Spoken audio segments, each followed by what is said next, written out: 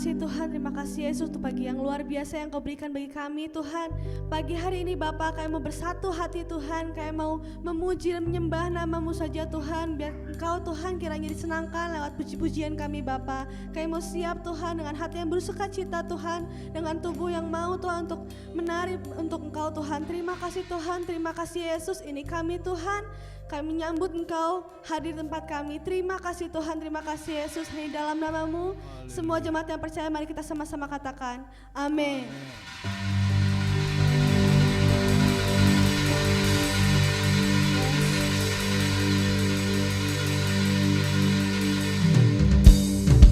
Saya percaya saudara bahwa Tuhan belum selesai dengan hidup kita. Saya percaya bahwa akan ada mujizat-mujizat terjadi dalam hidup kita. Amin saudara.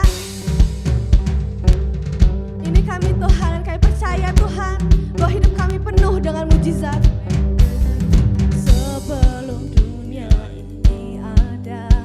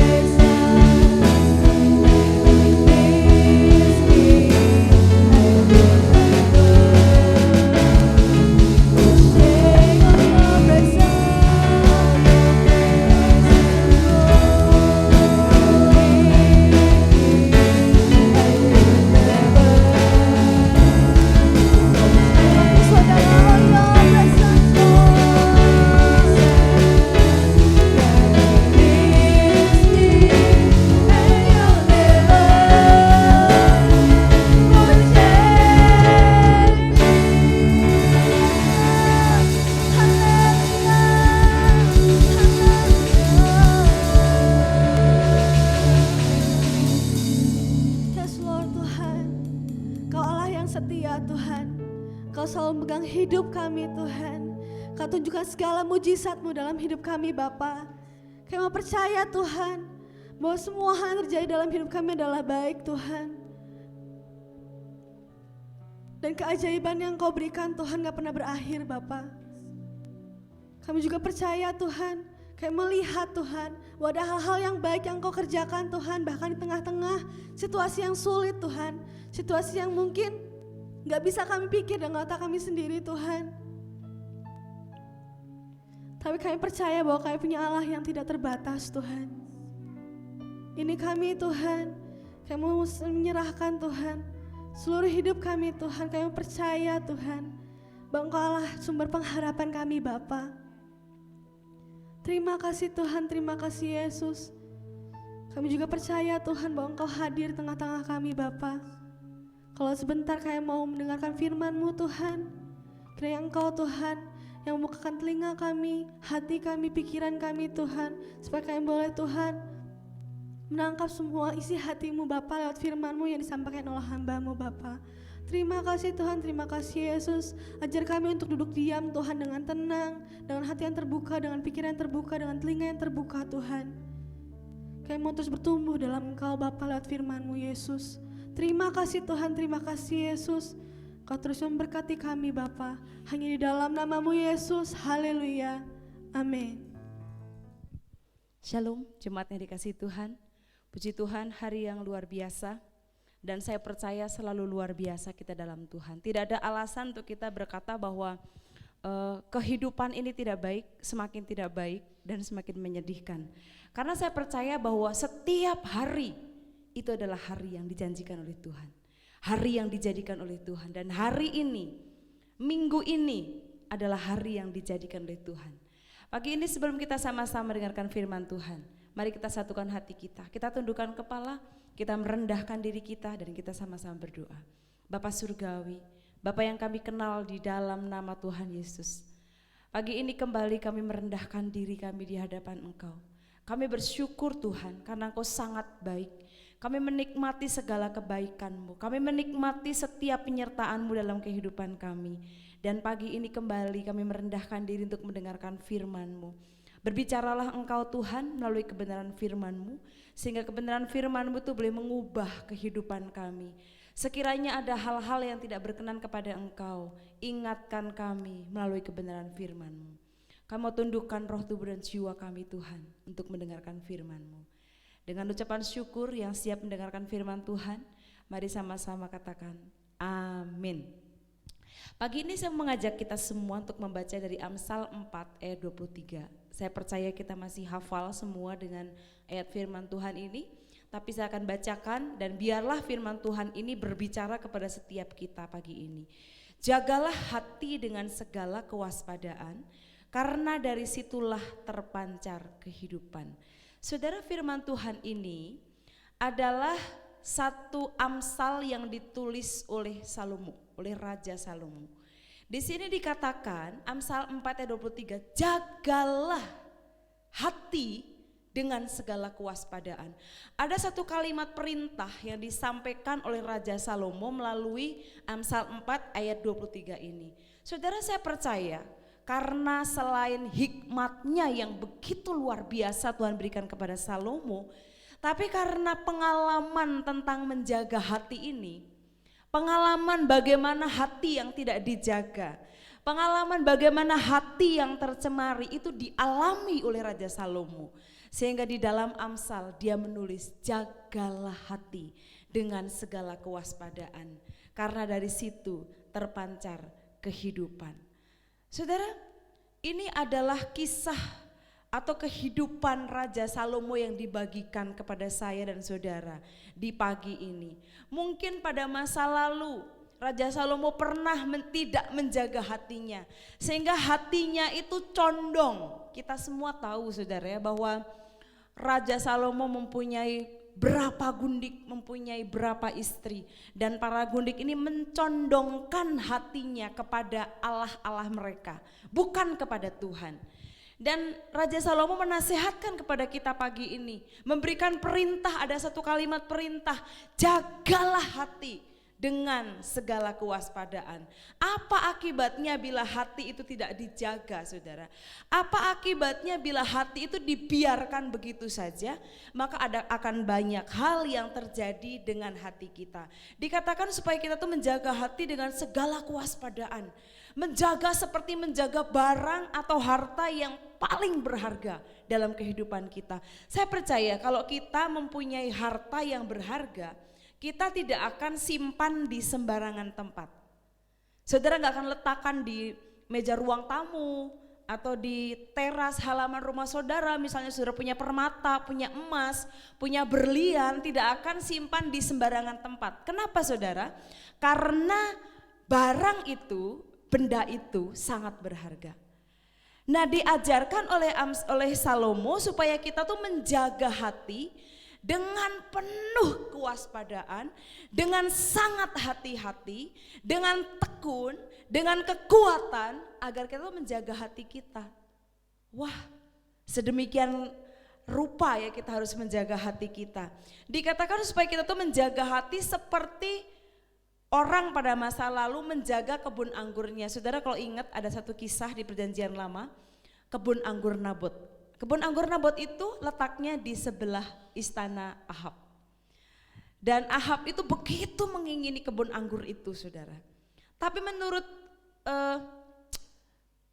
keluarga besar Nabot atau menurut tradisi orang Israel pada masa itu, tidak mudah untuk menjual apa yang menjadi milik pusakanya.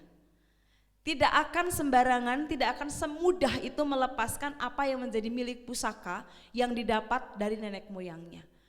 Nabot itu begitu kekeh gitu saudara ya, menjaga kebun anggurnya. Apapun resikonya, apapun harganya dia bayar. Dia tidak mau kebun anggur itu sampai jatuh ke tangan Ahab. Dan dikatakan kita tuh diajarkan supaya kita menjaga hati seperti menjaga kebun anggur, seperti menjaga benda yang berharga, seperti menjaga barang yang sangat bernilai tinggi. Kenapa saudara? Yeremia 17 ayat 9 dikatakan betapa liciknya hati, lebih licik dari segala sesuatu. Kalau saya bacakan dari firman Allah yang hidup, Yeremia 17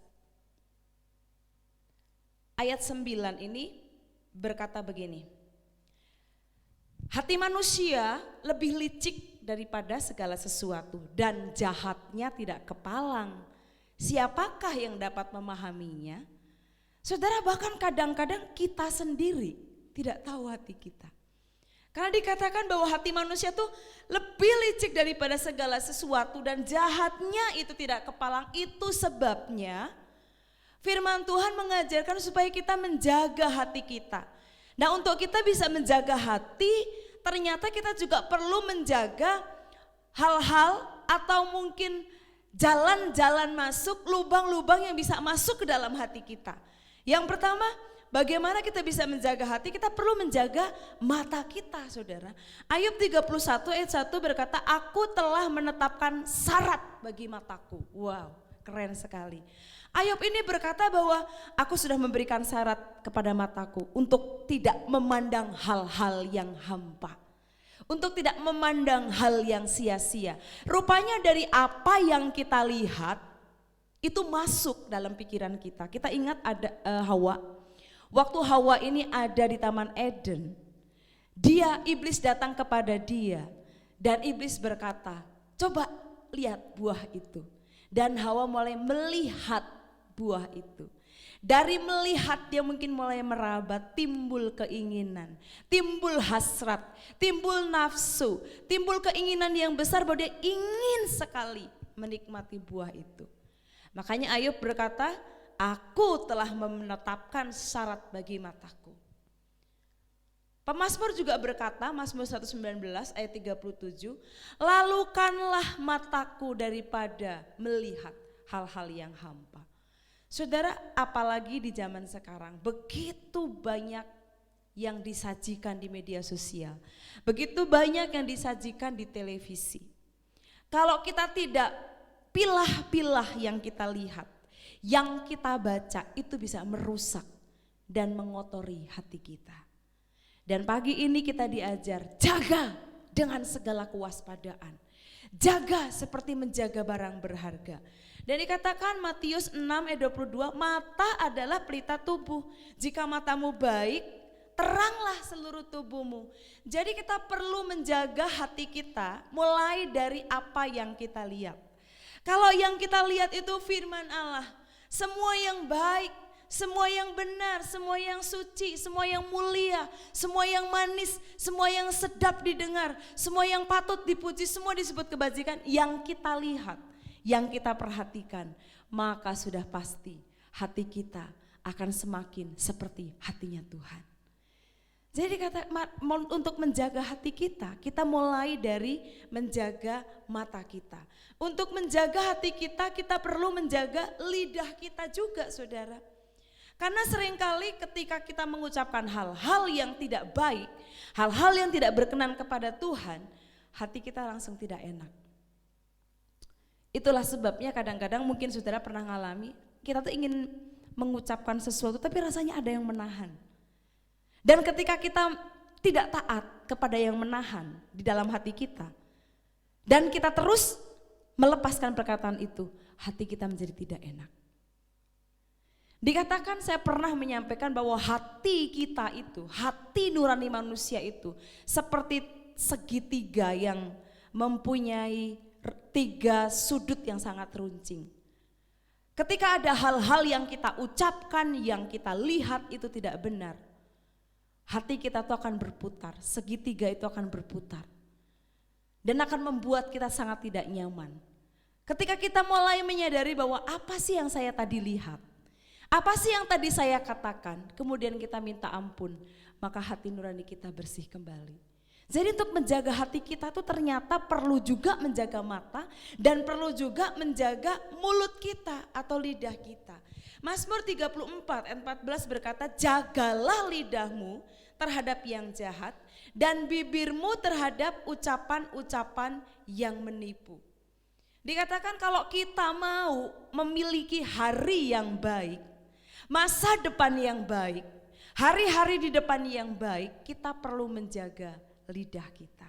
Selain itu, ketika kita mulai mensortir apa yang harus kita ucapkan, hati kita akan penuh dengan damai. Hati kita akan dipenuhi dengan damai surgawi. Dan untuk menjaga hati, kita juga perlu menjaga telinga kita, saudara. Tidak semua berita-berita itu harus kita dengar. Ada kalanya berita-berita itu merusak hati kita. Ada kalanya hati kita membuat penilaian yang tidak baik. Jadi untuk menjaga hati kita perlu juga menjaga mata kita, perlu menjaga mulut dan lidah kita juga perlu menjaga telinga kita. Setiap jalan-jalan yang bisa masuk ke dalam hati kita perlu jaga. Mata, mulut, telinga kita perlu jaga. Kita perlu minta Roh Kudus memfilter semua input-input. Mana yang harus, mana yang boleh masuk dalam kehidupan kita, mana yang tidak. Mana yang kita akan izinkan tinggal di dalam hati kita, dan mana yang kita harus segera keluarkan itu dari hati kita. Kenapa sih hati itu harus dijaga? Kenapa sih harus menjaganya dengan penuh kewaspadaan?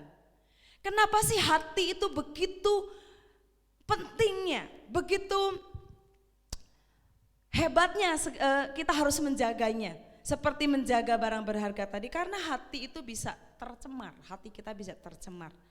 Karena hati kita yang telah disucikan oleh Allah bisa kotor kembali kalau kita tidak jaga dengan baik. Hati kita yang sudah dikuduskan oleh darah Yesus bisa kotor, bisa tercemar kalau kita tidak jaga. Jadi firman Tuhan pagi ini berkata, jaga hati dengan segala kewaspadaan. Karena kalau hati tidak dijaga, hati kita bisa tercemar, hati kita bisa rusak, hati kita bisa kotor, hati kita bisa licik, hati kita bisa tidak kudus. Jadi penting buat kita menjaga hati. Kenapa kita harus menjaga hati? Karena hati kita tempat Tuhan bertahta. Jadi jangan biarkan ada hal-hal yang tidak berkenan kepadanya masuk dan menguasai dalam hidup kita. Kenapa sih hati itu harus dijaga? Karena hati itu bisa terluka, hati itu bisa patah, hati itu bisa sakit, hati itu bisa hilang, hati itu bisa mati, saudara. Makanya kita sering dengar, udah gak punya hati dia. Kita sering dengar juga patah hati, sakit hati, kecewa, terluka, itu semua ada di dalam sini, saudara. Jadi hati itu perlu dijaga supaya tidak terluka, tidak mudah terluka, tidak mudah patah karena sesuatu, tidak mudah sakit, tidak mudah kecewa, tidak mudah hilang, tidak mudah kehilangan kepekaan. Hati kita perlu dijaga dengan segala kewaspadaan. Hati bisa hampa, hati bisa kosong, hati bisa menjadi tempatnya iblis kalau kita tidak jaga. Ingat satu ilustrasi ketika Tuhan Yesus menyucikan seseorang, menghapus dosa seseorang, hidupnya, hatinya dikuduskan, dibersihkan oleh Tuhan. Dan ketika hati itu tidak dijaga, maka musuh itu kembali kepada dia, melihat bahwa hatinya, rumahnya begitu rapi, tersapu bersih, tersusun rapi. Dia mengajak teman-temannya 7 sehingga kehidupannya jauh lebih buruk daripada sebelumnya. Ini pentingnya kenapa hati perlu dijaga. Khususnya di hari-hari ini, saudara. Begitu banyak racun yang bisa masuk, merasuk di dalam hati kita. Begitu banyak racun yang bisa membunuh iman kita. Begitu banyak racun yang bisa membunuh kepercayaan kita kepada Tuhan. Mungkin rasa percaya kita makin hari makin menipis. Kenapa, saudara? Karena kita tidak menjaga hati. Kita terlalu sibuk melihat, mendengar, dan men-sharekan berita-berita yang sedang terjadi saat-saat ini. Dan kita lupa menjaga hati kita. Sehingga hati kita mulai, kepercayaan kita, iman kita kepada Tuhan bukan semakin kokoh, bukan semakin sungguh-sungguh dalam Tuhan, tapi semakin menipis. Racun mulai masuk dalam kehidupan kita. Ini bahayanya kalau kita tidak menjaga hati. Ada racun-racun yang berusaha untuk menembus dan masuk di dalam hati kita. Ini yang saya mau sampaikan pada pagi ini, saudara. Ada racun-racun yang bisa meracuni hati kita. Dan tanpa sadar kita membiarkan pelan-pelan, saudara. Perlahan-lahan racun itu masuk, merasuk dalam hati kita. Menguasai hidup kita. Yang pertama, dari hal apa sih? Dari racun apa sih kita harus menjaga hati kita? Saya akan bagikan tentang pertama, kekhawatiran. Begitu banyak hari-hari ini orang yang memposting, saya melihat dari teman-teman di FB, di WA, dia bilang setiap kali buka media sosial, si ini meninggal, si ini meninggal, si ini meninggal. Sehingga ketika melihat, membaca, mendengar, membuat hati itu menjadi khawatir. Seolah-olah kita tuh sedang menunggu giliran yang sebentar lagi akan sampai kepada kita. Ini racun, saudara. Memang betul bahwa manusia selama Tuhan izinkan hidup di dunia, tidak ada yang imun, tidak ada yang bersih dari kekhawatiran. Setiap manusia mengalami yang namanya kekhawatiran, termasuk saya.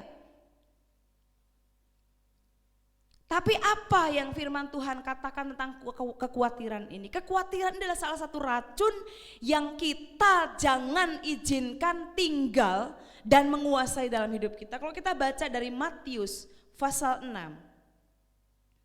ayat 25.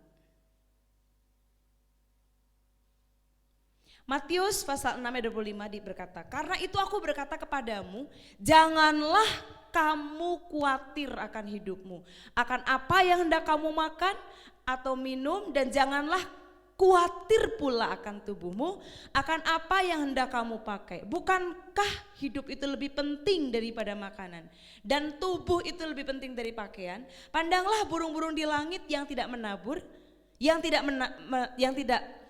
menuai, dan yang tidak mengumpulkan bekal dalam lumbung, namun diberi makan oleh Bapamu yang di surga. Bukankah kamu jauh melebihi burung-burung itu? Siapakah di antara kamu karena kekhawatirannya dapat menambah satu hasta saja pada jalan hidupnya? Dan mengapa kamu khawatir akan pakaian? Perhatikanlah bunga bakung di ladang yang tumbuh tanpa bekerja, tanpa memintal. Namun aku berkata kepadamu, Salomo dalam segala kemegahannya, nah Salomo yang menulis Amsal yang kita baca tadi saudara, betapa hebatnya dia. Tapi firman Tuhan, Tuhan Yesus sendiri berkata, aku berkata kepadamu, Salomo dalam segala kemegahannya pun tidak berpakaian seindah salah satu bunga itu. Jadi jika demikian Allah mendandani rumput di ladang yang hari ini ada dan besok dibuang ke dalam api. Tidakkah ia akan terlebih mendandani kamu, hai orang yang kurang percaya? Sebab itu janganlah kamu khawatir dan berkata, apa yang hendak kami makan, apa yang hendak kami minum, apa yang hendak kami pakai, semua itu dicari oleh bangsa-bangsa yang tidak mengenal Allah. Akan tetapi Bapamu yang di surga tahu bahwa kamu membutuhkan semuanya itu. Akan tetapi carilah dahulu kerajaan Allah dan kebenarannya, maka semuanya itu akan ditambahkan kepadamu. Sebab itu janganlah kamu khawatir akan hari besok. Karena hari besok mempunyai kesusahannya sendiri. Kesusahan sehari cukuplah untuk sehari. Saudara, kalau baca perikop ini, kurang apa sih sebenarnya kita itu? Diperlakukan sedemikian rupa oleh Tuhan. Tapi kenapa seringkali kekhawatiran ini merasuk dalam diri kita, menjadi racun di dalam diri kita, sehingga kehidupan kita tuh penuh dengan kekhawatiran. Lihat televisi kita khawatir, membaca media sosial kita khawatir, lihat FB kita khawatir, dapat berita dari grup kita khawatir. Saudara, memang tidak salah kita tuh khawatir. Bukan berarti saya juga tidak pernah khawatir. Kita semua tidak pernah lepas dari kekhawatiran. Tapi kita diberi kuasa sama Tuhan, diberi firman yang hidup, diberikan firman yang berkuasa. Yesus sendiri berkata, kenapa kamu khawatir?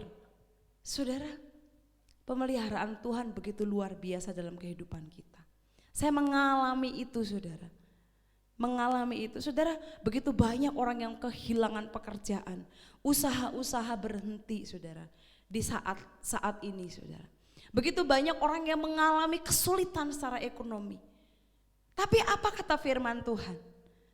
Bahwa orang umat yang mengenal Allahnya akan tetap kuat, akan tetap bertindak. Tuhan akan membuat perbedaan antara orang yang mengenal Dia dan yang tidak mengenal Dia. Masalahnya seberapa jauh, seberapa dalam kita mengenal Dia, seberapa dalam kita menerima firman Tuhan tentang kekhawatiran ini. Kalau firman Tuhan berkata jangan kamu khawatir, ini juga kalimat yang ditegaskan oleh Tuhan Yesus. Gak perlu kita khawatir. Khawatir itu tidak akan menambah sehasta pun dari jalan hidup kita. Jadi kekhawatiran itu hanya akan menjadi racun yang membuat firman Tuhan tidak bertumbuh dengan baik. Karena kekhawatiran dunia menghimpit benih firman Tuhan itu. Sehingga benih firman Tuhan itu tidak bisa bertumbuh dengan baik. Di perumpamaan tentang penabur. Mazmur pasal 1 Petrus 5 ayat 7 berkata, serahkanlah segala kekhawatiranmu kepadanya sebab Ia yang memelihara kamu. Kalau hari-hari ini kita mengalami kekhawatiran, hari ini kita mengalami kekhawatiran, tadi malam kita mengalami kekhawatiran, dan kekhawatiran itu rasanya masih berputar-putar di otak kita, berputar-putar di hati kita. Firman Tuhan berkata 1 Petrus 5 ayat 7, serahkan. Mari kita serahkan kepada Dia saudara.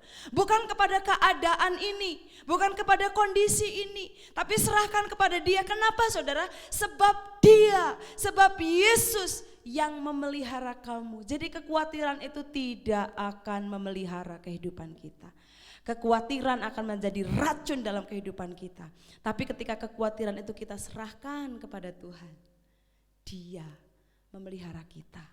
Dan kita melihat bagaimana cara Dia memelihara kita, begitu ajaib. Mazmur 55 ayat 22 berkata, serahkanlah kekhawatiranmu kepadanya. Tidak selamanya orang benar itu goyah. Jadi orang benar bisa goyah enggak saudara? Bisa. Orang benar bisa khawatir enggak saudara? Bisa. Orang percaya kepada Tuhan bisa khawatir enggak saudara? Bisa banget. Bisa goyah enggak? Bisa banget. Tapi firman Tuhan berkata tidak untuk selamanya orang benar itu goyah. Ketika kita serahkan sepenuhnya segala kekhawatiran kita kepada Tuhan, orang benar itu tidak akan goyah. Kalau kita pegang erat-erat kekhawatiran itu, kita simpan baik-baik kekhawatiran itu rapat-rapat di hati kita akan goyah. Kita tidak akan punya cukup kekuatan untuk menghadapi hari-hari ini. Kita tidak akan cukup kekuatan untuk berdiri teguh di hadapan Tuhan. Pagi ini firman Tuhan berkata, serahkan kekhawatiranmu, karena kekhawatiran adalah racun yang bisa merusak hati kita. Yang kedua, apa sih racun yang bisa merusak hati kita? Ketakutan. 2 atau 3 minggu lalu Bang Isar membagikan firman Tuhan dari Lukas ya 21-26 berkata, orang akan mati ketakutan karena kecemasan berhubung dengan segala yang menimpa bumi ini. Orang Kristen bisa takut enggak saudara? Bisa. Orang Kristen bisa mengalami ketakutan enggak saudara? Sangat bisa. Tapi apa kata firman Tuhan? 2 Timotius 1 ayat 7 berkata, sebab Allah memberikan kepada kita bukan roh ketakutan, melainkan roh yang membangkitkan kekuatan. Saudara, waktu kemarin saya belajar firman ini, saya mendapatkan satu pewahyuan yang baru, bahwa Tuhan itu memberikan kepada kita bukan roh ketakutan, tapi roh yang membangkitkan. Jadi ketakutan itu mematikan, seperti tadi di Lukas 21-26 bahwa orang akan mati ketakutan karena kecemasan berhubung dengan segala yang menimpa bumi ini. Saudara, di kompleks saya ada satu grup yang menyampaikan tentang bagaimana, apa yang harus kita lakukan ketika kita merasa bahwa kita terpapar oleh COVID. Dia bilang gak perlu panik, ketika kita mengalami gejala-gejala COVID, yang pertama tenang, tidak usah PCR, tidak usah swab.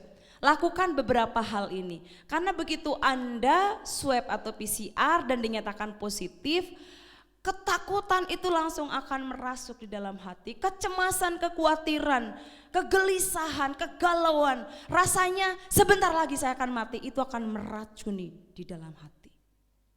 Akan masuk, menembus, merasuk di dalam hati kita. Saudara,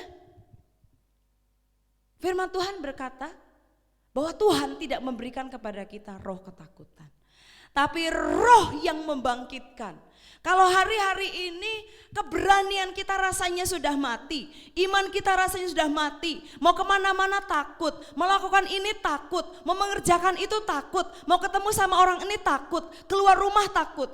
Ketakutan itu mematikan saudara. Firman Tuhan berkata bahwa Tuhan memberikan kepada saya dan saudara roh yang membangkitkan kekuatan. Jadi saya percaya pagi ini kekuatan saya, kekuatan saudara dibangkitkan oleh roh yang dari Tuhan. Tuhan memberikan roh yang membangkitkan kekuatan, yang membangkitkan kasih, yang membangkitkan ketertiban. Ketakutan itu mematikan, tapi roh yang dari Tuhan membangkitkan. Saudara mau pilih yang mana? Saya mau pilih kekuatan. Saya mau pilih roh yang membangkitkan. Wow, kita punya firman Tuhan yang luar biasa. Ayub berkata saudara, dari Ayub 3, pasal 3 ayat 25 berkata, karena yang kutakutkan itulah yang menimpa aku, dan yang kucemaskan itulah yang mendatangi aku. Jadi racun itu bekerja dengan begitu hebatnya. Ketika kita membiarkan ketakutan, sekali lagi saya mau katakan, orang Kristen bisa takut, orang Kristen bisa khawatir, tapi jangan biarkan kekhawatiran dan ketakutan itu tinggal lama-lama dalam hati kita, karena itu akan meracuni hidup kita dan akan menyebabkan kematian dalam kehidupan kita. Yang kita takutkan itu yang menimpa kita, yang kita cemaskan itu yang mendatangi kita. Jadi gak perlu takut, jangan izinkan ketakutan menguasai hati kita. Bisa saja kita takut melihat kondisi saat ini saudara.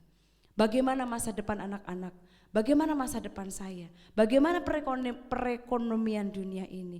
Kapan pandemi ini akan berakhir? Kapan orang-orang yang sakit ini akan berkurang?